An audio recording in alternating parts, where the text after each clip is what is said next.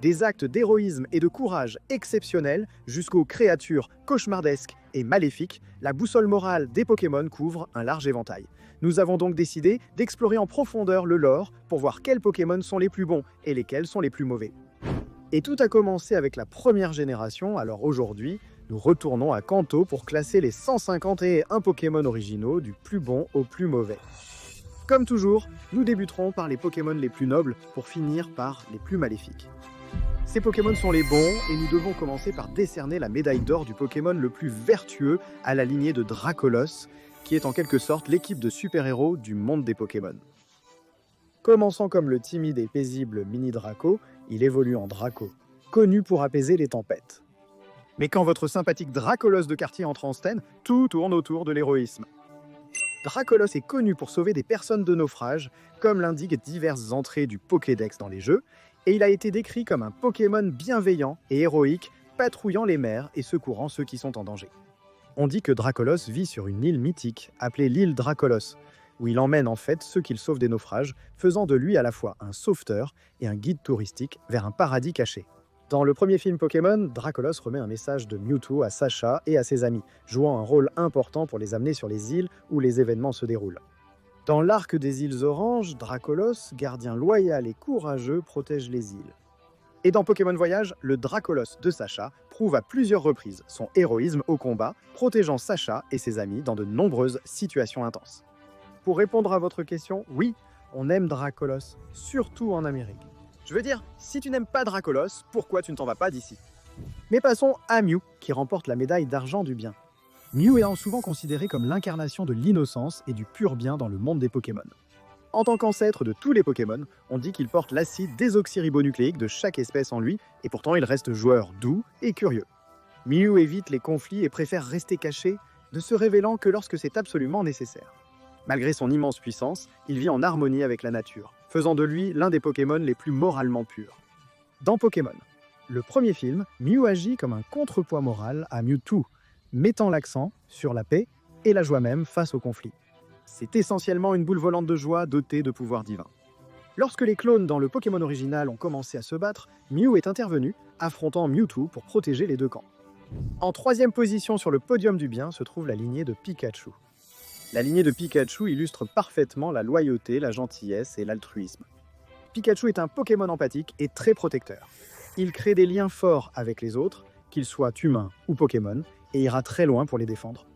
Raichu poursuit cette tendance avec un comportement calme et amical, montrant que c'est un Pokémon en paix avec le monde. Mais concentrons-nous vraiment sur Pikachu car c'est le visage de la série et l'un des exemples les plus purs de bonté dans la franchise. Selon le Pokédex et ses apparitions dans les jeux, l'anime et les films, Pikachu est dépeint comme un Pokémon loyal, au grand cœur et protecteur de manière altruiste. Il crée des liens forts avec les humains et les Pokémon montrant de l'empathie et un sens clair du bien et du mal. Pikachu a montré à de nombreuses reprises qu'il était prêt à se mettre en danger pour protéger ses amis ou son dresseur. La relation de Pikachu avec Sacha, dans l'anime, illustre parfaitement son sens moral, très développé.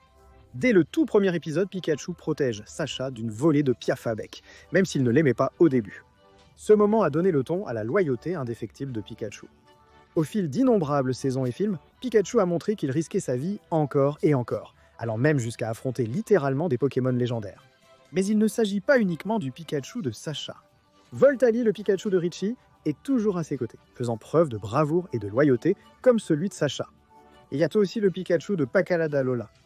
Dans l'anime Soleil et Lune, Pakala est entouré de Pikachu affectueux et protecteurs envers leur dresseur. Dans l'épisode classique Au revoir Pikachu, le Pikachu de Sacha rencontre un groupe de Pikachu sauvages vivant dans la forêt, dépeint comme une communauté soudée et solidaire, s'entraidant mutuellement. Et il sauve même un autre Pikachu d'une chute d'eau, montrant ainsi leur lien fort et leur nature héroïque. Dans tous les médias, Pikachu est constamment présenté comme un Pokémon qui défend ce qui est juste. Ensuite, nous avons le Vénard. Le Vénard est le professionnel de santé ultime du monde des Pokémon, connu pour sa compassion inébranlable et son dévouement à aider les autres. Toujours souriant et prêt à soigner, le Vénard travaille avec les infirmières dans les centres Pokémon, soignant sans relâche les Pokémon malades et blessés. Que ce soit en distribuant ses précieux œufs pour nourrir ou pour aider à guérir. Son altruisme est inégalé et c'est clairement une caractéristique propre à l'espèce, car il travaille dans chaque centre Pokémon. Ensuite, nous avons Loclas. Loclas est un Pokémon doux et intelligent, connu pour transporter gratuitement des personnes et d'autres Pokémon à travers les étendues d'eau. Souvent décrit comme bienveillant, Loclas est paisible et protecteur envers ceux qui sont dans le besoin. Il évite les conflits et préfère aider les autres, ce qui en fait l'un des Pokémon les plus purs moralement. Malgré la menace de la surchasse, Loclas continue d'aider les gens, démontrant son altruisme sincère. Et puis, quel genre de psychopathe chasse Loclas? Le Loclas de Sacha transportait fréquemment lui et ses amis à travers des eaux dangereuses, et dans Pokémon Snap, Loclas aide le professeur Chen en permettant aux joueurs de le photographier dans la nature. Passons à présent à la lignée de Mélodelphe. Mélophée est souvent représenté comme un Pokémon doux et bienveillant, lié à la lune et connu pour ses qualités mystiques. On dit que Mélophée se rassemble en groupe paisible pour danser sous la lumière de la lune, apportant un sentiment d'harmonie au monde qui l'entoure. Mélodelphe, l'évolution de Mélo, garde sa nature paisible et aimante, flottant pour répandre la joie et l'émerveillement partout où il va. Le célèbre épisode de la Pierre Lune dans l'anime montre Mélophée comme une espèce paisible et enchanteresse qui danse sous les étoiles. Mais parlons des bons garçons de la lignée d'Arcanin, qui est en quelque sorte la version du meilleur ami de l'homme dans le monde des Pokémon. Caninos est connu pour son courage et sa loyauté, risquant souvent sa vie pour protéger son dresseur ou son territoire, car parfois le meilleur héros n'est qu'un bon garçon qui crache du feu. Lorsqu'il évolue en Arcanin, il devient encore plus majestueux et héroïque, étant vénéré comme noble et puissant, et même qualifié de Pokémon légendaire dans certaines entrées du Pokédex. Arcanin est célébré pour son sens de la justice et de la protection, faisant de cette lignée l'une des plus vertueuses du monde Pokémon. Le Caninos de l'agent génie illustre parfaitement le fort sens de la justice de cette lignée, puisqu'on le voit souvent aider les forces de l'ordre et protéger les autres. Vient ensuite la lignée de Tortank, connue pour sa nature protectrice et défensive. Carapuce est dépeint comme un Pokémon courageux, utilisant ses pouvoirs aquatiques pour repousser les dangers tout en restant espiègle. Carabaf évolue vers une forme plus aguerrie au combat, se tenant souvent comme un gardien. Les entrées du Pokédex décrivent dans ses cicatrices comme des marques de sagesse, mais il ne devient jamais inutilement agressif. Tortank, la forme finale, utilise ses puissants canons à eau pour se protéger, capables d'attaques de précision afin de protéger les autres sans causer de dommages excessifs. Ces Pokémon sont des protecteurs inébranlables, toujours prêts à défendre les autres, ce qui révèle leur noblesse naturelle. Sacha Carapuce est décrit comme un leader né ayant un grand sens de la justice. Il dirige même l'escouade Carapuce, un groupe de Carapuce rebelles qui deviennent ensuite pompiers, illustrant ainsi leur passage de fauteurs de troubles à protecteurs de leur communauté. En parlant des Pokémon de départ, parlons de la lignée de Florizarre, qui est très appréciée dans le Pokédex pour sa relation symbiotique avec la nature. Bulbizarre est souvent montré aidant les plantes à pousser et vivant paisiblement dans les forêts. Herbizarre continue son rôle, tirant plus de puissance du soleil et contribuant davantage à l'environnement. Florizarre joue un rôle encore plus important dans le maintien des écosystèmes. Sa fleur libère des parfums apaisants qui calment les autres, et il peut manipuler la météo pour créer de la pluie, ce qui profite aux plantes et aux autres Pokémon. En gros, si Capitaine Planète était un Pokémon, il serait un Florizarre, sauvant le monde un rayon solaire à la fois, sans accélérer les choses. La lignée de Fenard est connue pour son élégance et sa nature mystique. Goupix est un type feu doux, souvent décrit comme intelligent et attentionné, avec un lien fort avec la nature. En évoluant en Fenard, cette lignée devient encore plus majestueuse et acquiert une aura mystique. Fenard est réputé pour sa grande sagesse et sa longévité de plusieurs siècles. Bien qu'il puisse être vindicatif s'il est offensé, il est généralement protecteur et juste, apportant un fort sens de la moralité avec une touche mystique. Kangourex est en quelque sorte la maman ultime en mission dans le monde des Pokémon. Toute sa vie tourne autour de la protection de son petit, et vous ne voulez surtout pas vous en prendre à son bébé. Généralement paisible, Kangourex a un fort instinct maternel et deviendra une vraie maman ours si quelque chose menace son petit. La loyauté et la famille sont au cœur de ce Pokémon, faisant de lui l'un des plus protecteurs et attentionnés. Concentrons-nous sur la lignée de Macogneur, qui met l'accent sur la force, l'acharnement au travail et le dévouement. Machoc est naturellement travailleur, il s'entraîne toujours ses muscles et se prépare à devenir plus fort. Lorsqu'il évolue en Machopper, sa force est mise au service des autres, notamment en contribuant à des chantiers et au levage de charges lourdes. En fin de compte, Macogneur incarne la puissance ultime, pouvant tout soulever sans peine. Malgré sa grande puissance, le groupe de Macogneur n'utilise pas sa force pour nuire. Au contraire, c'est un protecteur utilisant sa force pour aider les gens et les Pokémon, faisant de lui le Chat Jimbro du monde des Pokémon avec un cœur en or. Je veux dire, l'une des cartes Pokémon les plus cool récemment montre même Macogneur en train d'aider des gens. La lignée de Galopa se concentre sur la vitesse, la loyauté et l'élégance. Ponyta commence comme un Pokémon doux mais fougueux, connu pour sa détermination à devenir plus fort et plus rapide. Lorsqu'il évolue en Galopa, il devient un destrier majestueux et flamboyant, se déplaçant avec une grâce et une vitesse incroyables. Malgré sa crinière flamboyante et intimidante, Galopa est réputé pour sa gentillesse et sa loyauté, surtout envers ceux qui gagnent sa confiance. Protecteur sans agressivité, c'est un compagnon au grand cœur. Mais parlons de la lignée d'Evoli qui est entièrement axée sur l'adaptabilité et la loyauté. Bien que chaque évolution semble équilibrée, elle apporte une touche de moralité unique. Evoli est un Pokémon curieux et amical, toujours ouvert au changement sans méchanceté. Il est naturellement bon et loyal envers son dresseur. Voltali est connu pour être un peu capricieux et piquant, au sens propre comme au figuré. Bien qu'impulsif, il est très protecteur. Aquali est calme et paisible, cherchant souvent l'harmonie dans son environnement, et il est dit qu'il préfère éviter les conflits, sauf si cela est absolument nécessaire. Piroli est un homme passionné et intense, au tempérament fougueux. Bien qu'il soit agressif lorsqu'il se sent menacé, il reste loyal et utilise ses flammes pour se défendre. Parlons de Kikli et Tignon, un duo entièrement dédié à la discipline et à la maîtrise des arts martiaux. Kikli est connu pour ses coups de pied précis et puissants, mettant l'accent sur des frappes efficaces et gardant son calme sous la pression. Tignon est un boxeur déterminé lançant des coups de poing sans relâche, toujours prêt à se défendre et à protéger les autres. Les deux Pokémon valorisent l'honneur et l'équité au combat, les rendant égaux en compétences. La lignée Ossatueur est l'une des plus complexes émotionnellement dans le monde des Pokémon. Le pauvre petit Ocellé est connu pour porter le crâne de sa mère décédée, et son chagrin influence beaucoup de ses comportements. Cela rend Ocellé plus prudent et sur la défensive, mais pas malveillant. En évoluant en Ossatueur, il gagne en force et se focalise plus sur sa survie.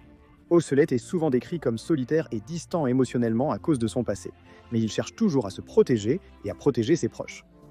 La lignée de Papillusion incarne naturellement la paix, l'innocuité et le calme.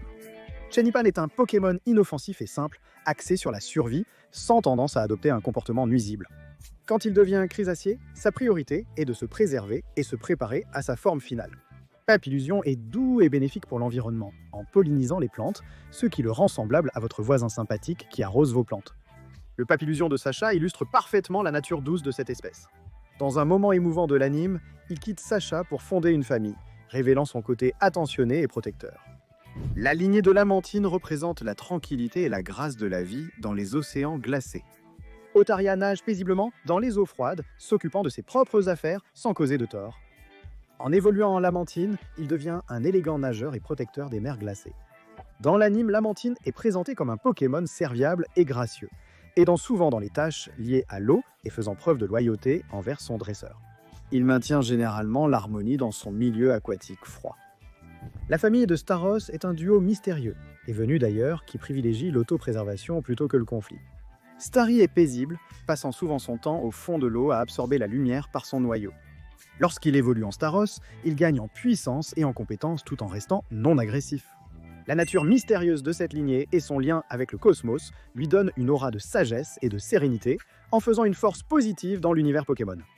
Passons maintenant à la lignée décontractée de Pokémon, celle de Flagados.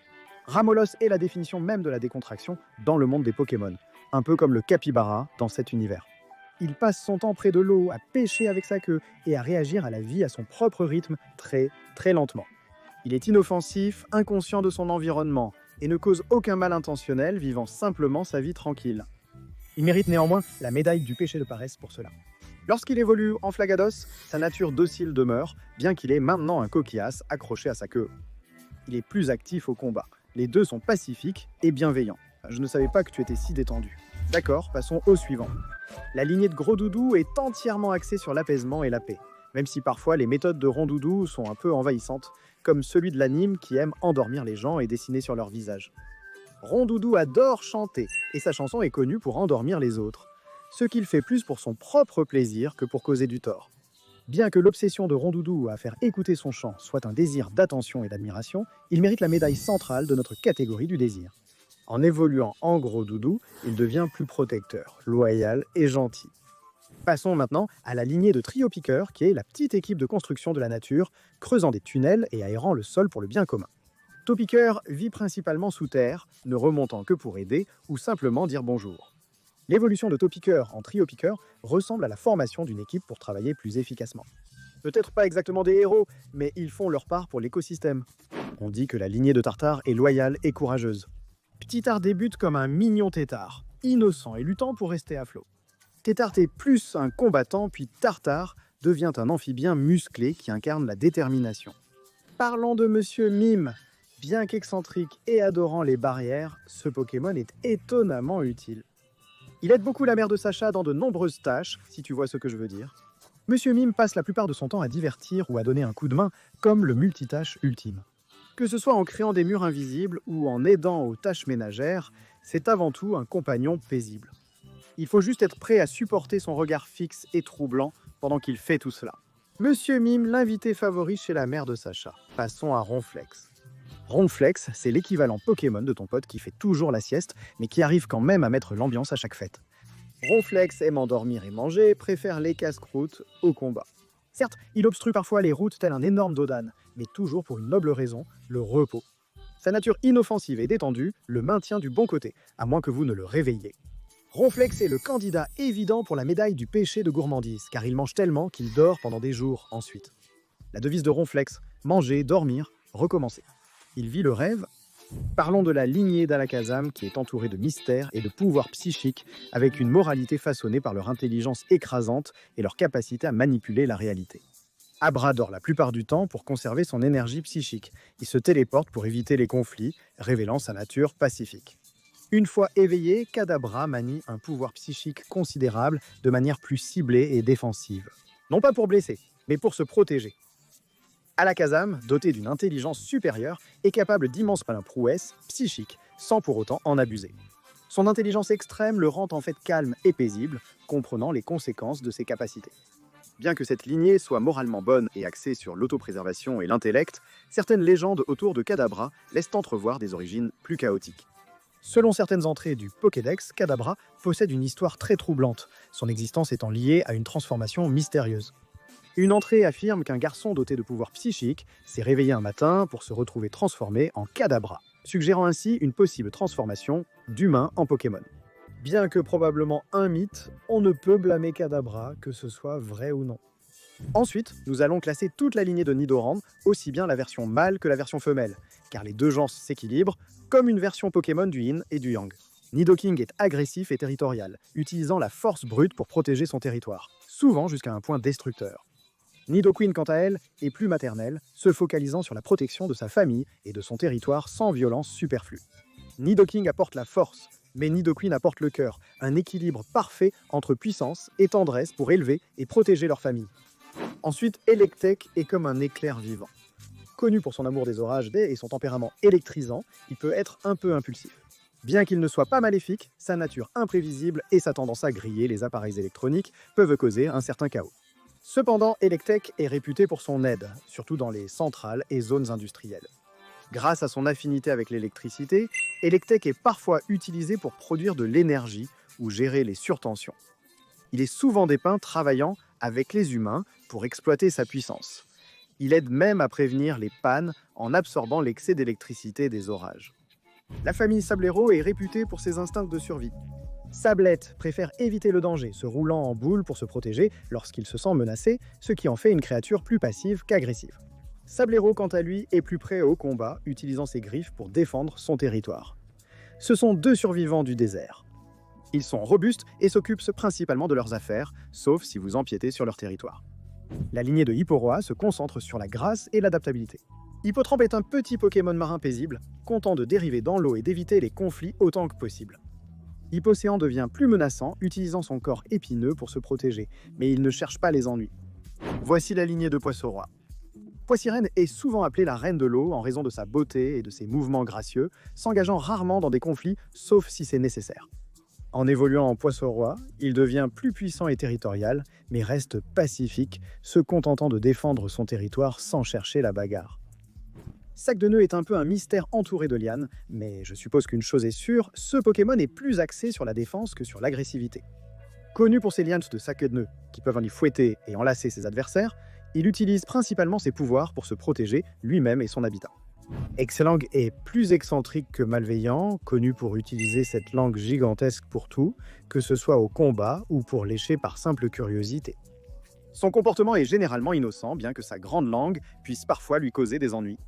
Sa tendance à tout goûter n'est pas forcément nuisible, mais ce n'est pas toujours le comportement le plus attentionné non plus, surtout qu'il peut paralyser quelqu'un avec sa langue. La lignée de Krabos se résume à se déplacer en crabe, pincer et profiter de la plage. Krabi est généralement paisible, mais peut devenir agressif si son espace est envahi. Lorsqu'il évolue en Krabos, sa puissance augmente, mais il garde tout de même un équilibre entre défense et attaque. La lignée de Roucarnage est une famille classique de Pokémon oiseaux, connue pour être en grande partie paisible et non conflictuelle. Roucoule est un petit oiseau mignon qui évite les conflits, préférant s'envoler loin du danger plutôt que de le chercher. Décrit comme calme et amical, il est souvent vu vacant à ses occupations dans la nature. En évoluant en Roucou, puis en Roucarnage, sa taille et sa force augmentent, mais la lignée garde une nature protectrice, Roucarnage défendant son territoire. Commençons avec Misterbe, le premier du trio adorable du jardin de la nature de la lignée de Rafflesia. Misterbe passe son temps enraciné dans le sol, menant une vie paisible de végétal. Les choses ici deviennent un peu plus compliquées lorsqu'il évolue en Orthide, car il peut sembler mignon, mais il pue. Heureusement, cette puanteur de Rafflesia sert uniquement à se défendre. Une fois évolué, il est armé d'un pollen toxique. Ensuite, malgré l'apparence intimidante d'Onyx, il est souvent représenté comme un protecteur de son environnement, creusant la terre pour créer des tunnels et des passages. Malgré sa réputation de territorialité, il est rarement malveillant. La loyauté d'Onyx envers ses dresseurs et son lien avec la terre en font une force positive comme le montre celui de Pierre. Dans la prochaine séquence, la lignée de Grolem est robuste et assidue. Racaillou se fond souvent discrètement parmi les rochers et ne devient agressif que s'il est provoqué. Gravalanche dévale les pentes montagneuses de manière plus aventureuse, sans chercher les ennuis sauf s'il est menacé. Grolem, avec sa carapace en roche dure et sa force immense, peut être défensif et destructeur à la fois. Parlons maintenant d'un Pokémon très étrange, Canartichaud. Canartichaud est vraiment un Pokémon excentrique, souvent vu portant un poireau, qu'il utilise aussi bien pour le combat que pour d'autres usages. Il n'est pas naturellement agressif, mais peut se sentir menacé. Canartichaud, autrefois trop chassé dans la nature, se préoccupe généralement davantage de sa survie, ce qui le rend prudent et sur la défensive. Bien qu'il soit parfois espiègle, il ne cherche généralement pas à nuire. Au final, Canartichaud était vraiment juste un drôle d'oiseau parmi les Pokémon. Et maintenant que nous avons terminé avec nos bons Pokémon, nous passons à un terrain plus neutre pour explorer les Pokémon qui se situent dans la zone grise. Et nous arrivons enfin à la lignée de Dracofeu. Tout commence avec l'innocent et loyal Salamèche, un Pokémon mignon et bien intentionné.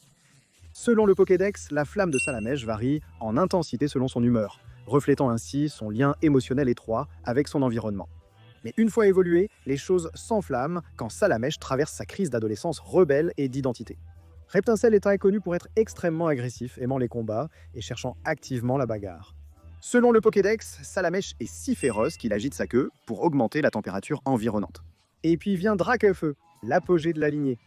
L'agressivité de Dracofeu prend une forme différente. Il est fier et ne respecte que les adversaires non puissants, mais cette fierté peut parfois le pousser à semer le chaos chez les ennemis plus faibles. Dracofeu mérite facilement la médaille du péché d'orgueil, car il refuse d'obéir à un dresseur qu'il juge indigne, et il est farouchement indépendant, souvent à l'excès. La puissance de Dracofeu peut causer des destructions involontaires, surtout quand il est en colère. Malgré son tempérament sauvage, Dracofeu est héroïque quand la situation l'impose, démontrant une grande loyauté envers les dresseurs qu'il respecte vraiment. Ensuite, la lignée d'Aquaquack ressemble à cet ami qui est confus 90% du temps, mais qui parvient quand même à réussir par hasard. Psychoquack passe sa vie à se tenir la tête, déclenchant accidentellement le chaos psychique à cause de ses maux de tête perpétuels. Il n'est pas méchant, juste très confus, mais en évoluant en Aquaquack, il troque sa confusion contre une allure élégante et cool. Tauros est un Pokémon sauvage, téméraire et agressif. Réputé pour sa férocité et son goût pour le combat, il use de sa force colossale pour protéger son territoire et asseoir sa puissance. Cependant, dans les zones rurales ou à la ferme, Tauros peut être utile pour labourer les champs ou transporter des marchandises. La famille d'Exeggutor est un groupe étrange avec Exeggcube qui est plus en défense que dangereux, se concentrant sur la survie en groupe. Cependant, les choses deviennent vraiment bizarres quand il évolue en Exeggutor, un arbre psychique imposant qui utilise ses pouvoirs pour se défendre et semer la confusion. Bien qu'il ne soit pas franchement malveillant, la nature d'Exeggutor est assez imprévisible. Porygon, un Pokémon numérique plus proche du code que de la créature, est moralement neutre. Son utilisation détermine sa moralité. Porygon peut naviguer dans le cyberespace comme un pro, aidant pour les tâches technologiques, mais il n'a pas de véritable boussole morale propre. C'est plutôt un outil virtuel pour les dresseurs. Et il s'occupe un peu de ses propres affaires, sauf si tu regardes cet épisode de l'animé. Métamorphe est aussi flexible moralement que physiquement dans ses capacités de transformation. Métamorphe peut se transformer en n'importe quel Pokémon qu'il voit. Bien qu'il ne cause pas trop de problèmes, à part une légère confusion, il n'a pas de plan particulier et se contente d'imiter ce qui l'entoure. Cependant, dans son désir de copier tout le monde, vaut à Métamorphe la médaille du péché d'envie. La lignée d'Amonistar est très ancienne, Amonita et Amonistar étant des fossiles ressuscités. Amonita, paisible et curieux, tente de survivre dans le monde moderne en explorant l'océan et en évitant les conflits. Amonistar, quant à lui, devient un prédateur plus sombre, utilisant ses tentacules acérés pour capturer ses proies. La lignée de Kabuto et d'Amonita est ancienne et ressuscitée à partir de fossiles. Kabuto est une créature craintive, préférant se cacher et survivre plutôt que de se battre. Cependant, une fois qu'il évolue en Kabutops, les choses changent radicalement, car il devient un prédateur féroce utilisant ses bras, en forme de faux, pour chasser ses proies avec précision. Nous arrivons maintenant aux oiseaux légendaires, Articodine, Elector et Sulfura. Ce sont des forces de la nature puissantes, mais imprévisibles, chacune contrôlant la glace, l'électricité et le feu. Selon le Pokédex, Articodine incarne le calme et l'équilibre. Il évite les conflits inutiles et est souvent considéré comme un gardien des régions froides et isolées. Sa neutralité provient de son rôle de force naturelle, réagissant quand son territoire est en danger. Elector est plus instable car il prospère dans les orages et peut être imprévisible. Il n'est pas malveillant mais tend à semer le chaos, surtout par temps orageux. Le flamboyant Sulfura symbolise destruction et renaissance. Sa nature agressive et son goût pour le conflit lui donnent un côté plus chaotique. Sulfura est souvent vu en train de déchaîner sa puissance ardente lorsque provoqué, ce qui en fait une force neutre pouvant tendre vers la destruction. Initialement, nous voulions les classer séparément, avec Articodine comme le plus vertueux. Cependant, leur rivalité et leurs affrontements constants mènent souvent au chaos, comme on le voit dans Pokémon, le film de Miley. Leur incapacité à coopérer entraîne des catastrophes environnementales et oblige Lugia à intervenir. Bien que chaque oiseau soit lié à des forces naturelles, leur puissance incontrôlée lors des conflits territoriaux les maintient clairement dans une zone grise. Un sécateur est rapide, précis et toujours prêt à se battre. Malgré l'absence de mauvaises intentions, ses lames tranchantes rendent l'échappatoire difficile. Ce Pokémon cherche plus à prouver sa force qu'à être gentil. Vient ensuite la lignée Magnéton. Magnéti et Magnéton ont tendance à être neutres, attirés par les zones à fort champ électromagnétique et provoquant parfois des perturbations involontaires. Leur présence peut causer des pannes de courant ou interférer avec la technologie sans être malveillant. Parlons maintenant de la lignée Rhinocorne. Rhinocorne est reconnu pour charger impulsivement sans réfléchir. Malgré sa puissance impressionnante, son manque de contrôle le rend dangereux pour ses amis et ses ennemis. En évoluant en Rhinophéros, il gagne en puissance et en concentration, bien qu'il ait toujours tendance à foncer tête baissée. La lignée de Dodrio est centrée sur la vitesse et l'endurance, mais en termes de moralité, ils sont plutôt neutres. Dodo passe la plupart de son temps à courir partout, tandis que Dodrio évolue en une version plus rapide et plus agressive avec 3 têtes, chacune ayant sa propre personnalité. Scarabrute, un Pokémon insecte féroce, écrase ses adversaires avec ses énormes pinces. Son habitat naturel se trouve dans les forêts denses où il est territorial et n'hésite pas à attaquer les menaces. Selon le Pokédex, il est connu pour être agressif et brutal. Passons à présent au Pokémon Liputu. Liputu, une énigme, est connu pour ses pouvoirs psychiques, danses étranges et capacités glaciales. Il n'est pas maléfique, mais Liputu a une aura étrange et quelque peu troublante, utilisant souvent ses pouvoirs pour manipuler les autres avec ses mouvements hypnotiques. Bien qu'il ne cause pas de tort direct, son utilisation de jeu d'esprit et son imprévisibilité le placent clairement dans une zone grise. Notre prochaine place revient à Magmar, une vraie tête brûlée connue pour sa nature ardente et sa vie dans les zones volcaniques. Il a la réputation d'être agressif, utilisant ses flammes pour se défendre et protéger son territoire. Bien que non maléfique, l'impulsivité de Magmar avec ses flammes peut causer quelques dégâts. Ensuite, il y a la lignée de Ratatak, vraiment agaçante. Ratata est décrit comme prudent, constamment à l'affût du danger et surtout focalisé sur la recherche de nourriture et sa propre défense. Lorsqu'il évolue en Ratatak, il devient plus agressif et territorial, souvent décrit comme un Pokémon qui utilisera ses crocs acérés pour repousser les menaces. Ratatak a un comportement confrontationnel, ce qui le rend moralement neutre. Mais pour défendre Ratata, tu serais toi aussi sacrément énervé si presque chaque dresseur avait éliminé environ 200 membres de ton espèce en se rendant à Argenta. Maintenant, la lignée de Victreebel est un mélange de comportements doux et prédateurs. Chétiflore est paisible, utilisant ses racines pour absorber les nutriments sans trop nuire aux autres. Toutefois, l'évolution en Boostiflore et Ampiflore révèle un côté plus sombre. Ampiflore est connu pour sa nature carnivore, piégeant ses proies dans sa grande bouche et les dissolvant avec de l'acide alors qu'elles sont encore vivantes. Une autre lignée de Pokémon oiseaux, la lignée de Furéglon, est connue pour son comportement agressif et territorial. Roucarnage défendra son territoire pour se protéger. Lorsqu'il évolue en Furéglon, sa nature territoriale s'intensifie, chassant fréquemment les intrus de son domaine. Bien que la lignée de Roucarnage soit simplement un oiseau grincheux cherchant la paix et la tranquillité sans vouloir qu'on empiète sur son espace aérien. Passons maintenant à la lignée de Crustabri.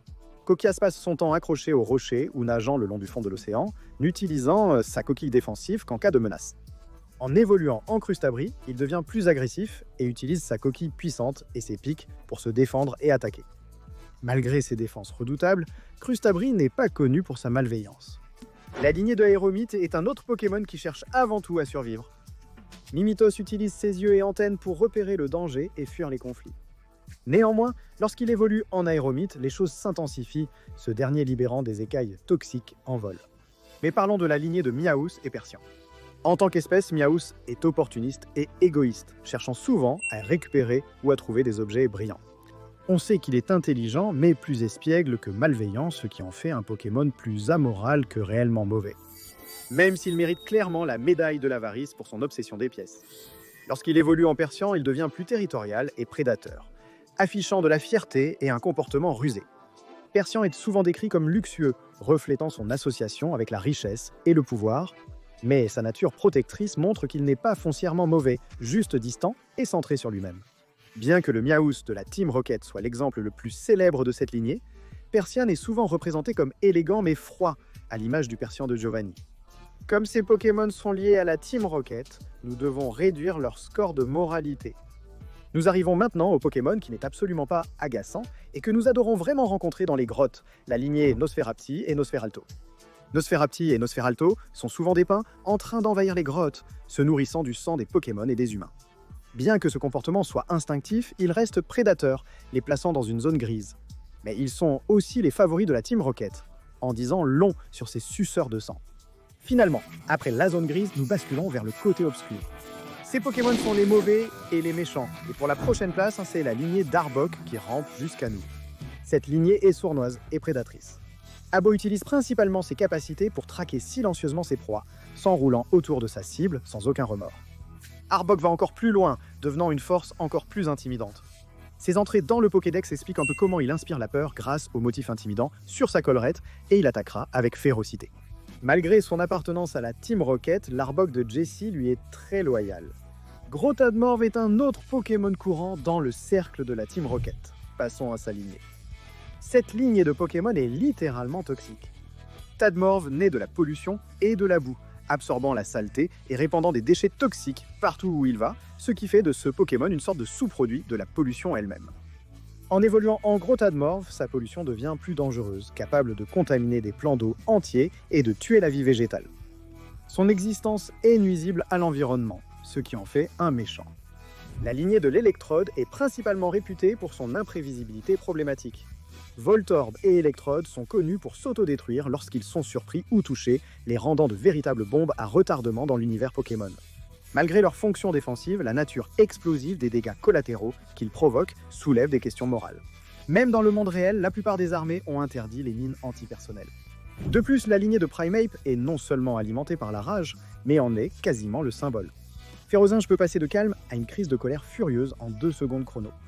Férozinge est un vrai sale type. Il aime taquiner et jouer des tours avant de sombrer dans la colère et la violence. Lorsqu'il évolue en Colossinge, c'est comme si sa fureur était poussée à son paroxysme. Le Colossinge de Sacha l'illustrait parfaitement. Honnêtement, c'était un vrai psychopathe. Colossinge est connu pour ses accès de rage frappant tout ce qui se trouve sur son chemin.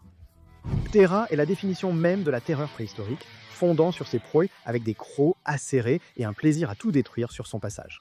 Ressuscité à partir d'un fossile, Ptera conserve ses instincts préhistoriques, qui tendent vers la violence et la domination. Sa nature prédatrice et son goût pour le combat le placent clairement du côté obscur. La lignée de Smogogo, favorite de la Team Rocket, est tristement célèbre pour sa nature toxique et les dégâts environnementaux qu'elle cause. Smogo libère joyeusement des gaz qui peuvent causer des dégâts importants, et Smogogo va encore plus loin en produisant des fumées encore plus puissantes. Souvent utilisé par la Team Rocket lors de braquages et de combats, Smogo sert à répandre du gaz toxique pour leurs activités criminelles. Cette lignée elle est considérée comme mauvaise à méchante en raison de son association avec la criminalité et la pollution nocive. Notre prochain Pokémon est la lignée de Tentacruel, connue pour être agressive et dangereuse, surtout lorsqu'elle est présente en grand nombre. Tentacruel est généralement inoffensif lorsqu'il dérive seul dans l'eau, n'utilisant ses dards que pour se défendre. Mais lorsqu'il évolue en Tentacruel, les choses deviennent beaucoup plus sombres. Tentacruel est territorial et agressif, attaquant souvent ses proies avec ses tentacules pour les capturer. Et dans l'animé, Tentacruel est célèbre pour semer le chaos dans les villes lorsqu'il est provoqué, utilisant ses puissants tentacules pour causer des dégâts considérables. Cependant, pour défendre l'espèce, celui-ci n'était aussi grand que parce que la Team Rocket avait déversé des déchets toxiques dans leur eau. La lignée de Dardarnian évolue rapidement d'un insecte inoffensif à un guerrier insecte agressif. Aspico est un petit Pokémon qui se défend en utilisant son poison contre les prédateurs. Cependant, lorsqu'il évolue en Dardarnian, la moralité de cette lignée change. En bref, Dardarnian est un vrai salaud. Dardarnian est très territorial et réputé pour ses attaques de groupes féroces.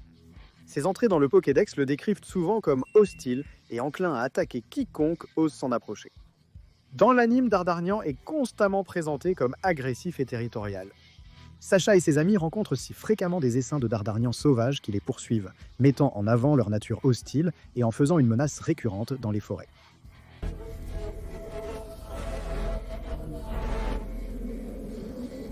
Nous devons parler de la lignée de Léviator, remplie de rage, qui est vraiment une histoire d'extrême.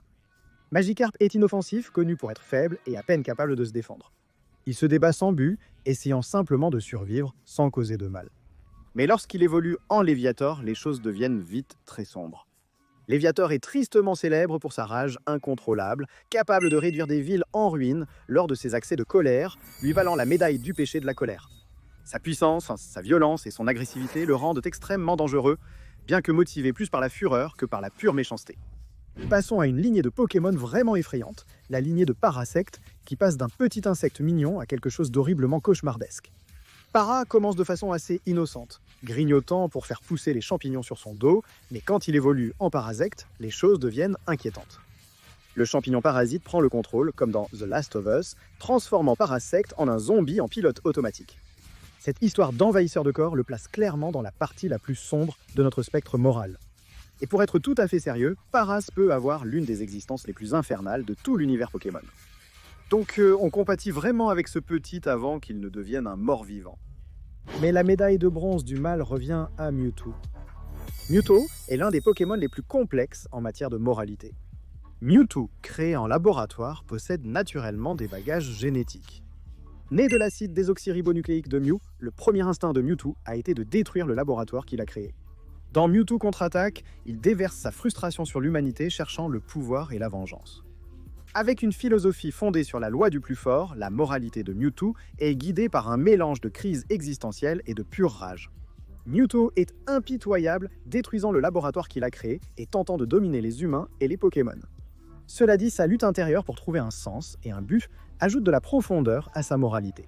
Cependant, Mewtwo montre ensuite des signes d'introspection, laissant entrevoir une compréhension plus nuancée du bien et du mal. Mewtwo réalisa qu'il n'était pas condamné à n'être qu'un outil de destruction, mais pouvait tracer sa propre voie. Ses actions sont mauvaises, cependant, ses motivations plus profondes tournent autour d'un sentiment de trahison, ayant été créé comme une arme. Au fil du film, Mewtwo remet en question le but que ses créateurs lui ont assigné. Il décide finalement de partir et de trouver sa propre voie. Notre médaille d'argent du mal doit revenir à la lignée Hypno. Soporifique mange les rêves, ce qui est un comportement inquiétant pour le moins, surtout lorsqu'il s'en prend aux enfants. Mais les choses deviennent extrêmement sombres avec Hypnomade, qui est connu pour hypnotiser et enlever des gens, les entrées du Pokédex et le lore suggérant que des enfants sont régulièrement enlevés et emmenés on ne sait où. Il devrait organiser une opération coup de filet avec Chris Hansen pour éliminer cette menace des rues. Dans l'épisode de l'anime La sieste d'Hypnomade, Hypnomade faisait disparaître des enfants pensant qu'ils étaient des Pokémon. Ses pouvoirs psychiques en sens qui sont utilisés de manière manipulatrice, et la nature prédatrice de Soporifique et Hypnomade les place clairement dans la catégorie des méchants. Et enfin, la médaille d'or du mal revient forcément à la lignée de Ectoplasma, qui est aussi effrayante et sinistre que possible. Phantominus commence par s'introduire dans des endroits et étouffer ses victimes avec son gaz, donc ce n'est pas un bon début. Spectrum élève la menace, effrayant les gens avec sa fameuse léchouille et planant de manière inquiétante dans l'ombre. En fait, parfois, ces léchouilles provoquent des convulsions violentes jusqu'à ce que sa victime meure carrément. Mais Ectoplasma est la vraie force maléfique. Son entrée dans le Pokédex révèle qu'il prend plaisir à provoquer des cauchemars et qu'il se nourrit de la peur qu'il inspire. Ectoplasma prend plaisir à traquer ses cibles puis à drainer leur énergie vitale, ce qui en fait l'un des Pokémon les plus dangereux et maléfiques qui existent. Ectoplasma est littéralement décrit comme un sadique dans le monde des Pokémon. Et pour aller encore plus loin, Ectoplasma Gigamax porte les choses à un niveau de terreur encore jamais atteint. Sous cette forme, Ectoplasma devient une entité spectrale gigantesque avec une bouche béante qui ressemble à un portail vers l'au-delà.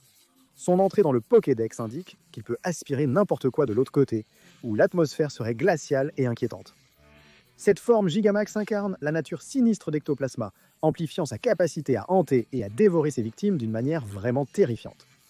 Ectoplasma ne se cache pas simplement dans l'ombre, il est la raison pour laquelle tu la crains.